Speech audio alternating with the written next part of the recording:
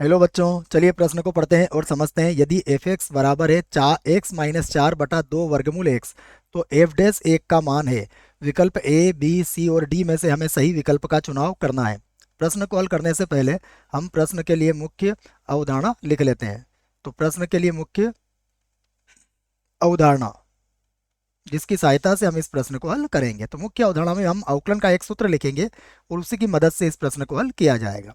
यह सूत्र है डी बटा डी एक्स एक्स की घातांक एन, और इसका अवकलन होता है एन एक्स की घातांक एन माइनस एक के बराबर। यह सूत्र है, इसी की मदद हम इस प्रश्न में लेंगे। आइए प्रश्न को हल करते हैं। हमें प्रश्न में दिया गया है एफ एक्स का मान, तो मैं लिख लेता हूं एफ एक्स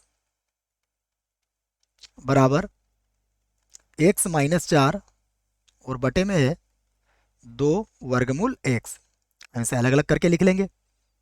तो ये होगा हमारा एफ एक्स बराबर, या फिर से लिख देता हूं मैं, ये बन जाएगा एफ एक्स बराबर, सबसे पहले होगा एक्स बटा 2 वर्गमूल एक्स और माइनस यहाँ पर हो जाएगा 4/2 वर्गमूल एक्स।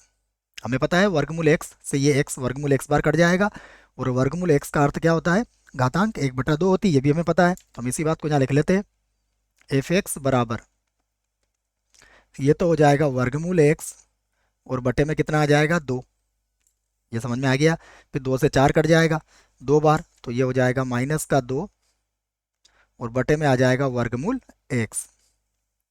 इसे एक बार और हम जमा के लिख लेते हैं। तो एफ एक्स बराबर यहाँ पर होगा 1/2 और यहाँ एक्स की घातांक हो जाएगी 1/2 माइनस यहाँ पर होगा 2 और यहाँ हो जाएगी एक्स की घातांक माइनस का 1/2, क्योंकि बटे में है वर्गमूल। अब हम इसका एक्स के सापेक्ष अवकलन कर सकते हैं। इस बात को हम लिख देते हैं कि एक्स के सापेक्ष सापेक्ष अवकलन करने पर अवकलन करने पर यह हमने एक्स के सापेक्ष अवकलन करने पर लिख दिया है। तो इसकी सहायता से अब ये बन जाएगा एफ डैश एक्स बराबर 1/2, और देखिए यहाँ पर सूत्र लगाएंगे तो 1/2 और एक्स की घातांक हो जाएगा 1/2 माइनस 1।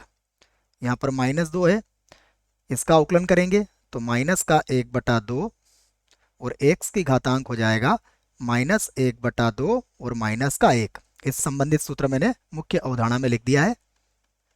देखिए ये बन जाएगा अब 1/4 और यहाँ एक्स की घातांक हो जाएगा -1/2, घटा देंगे तो यहाँ 2 से 2 कट जाएगा और माइनस माइनस भी प्लस हो जाएगा। तो ये हो जाएगा एक्स की घातांक माइनस का 3/2 के बराबर हो जाएगा। हमसे किस पर मान पूछा गया है, एक पर पूछा गया है। तो यहाँ पर अब हम क्या करेंगे, एक्स बराबर 1 रख लेंगे।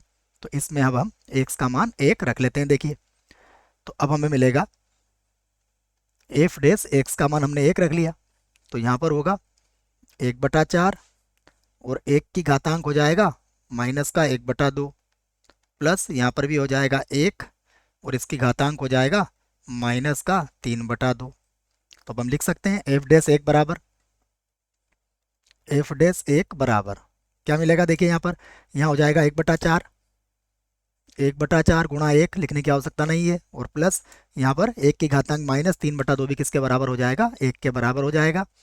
हम इसका लघुत्तम ले लेते हैं, तो 4 और 1 हो जाएगा 5/4। यह हमारे प्रश्न का उत्तर होगा। आइए विकल्प देखते हैं। तो विकल्प ए में है 5/4, इसका मतलब प्रश्न के लिए हमारा ये सही विकल्प है। विकल्प बी, सी और डी गलत हो जाएंगे। आशा करता हूँ बच्चों आपको इस प्रश्न का उत्तर समझ में आया होगा। धन्यवाद।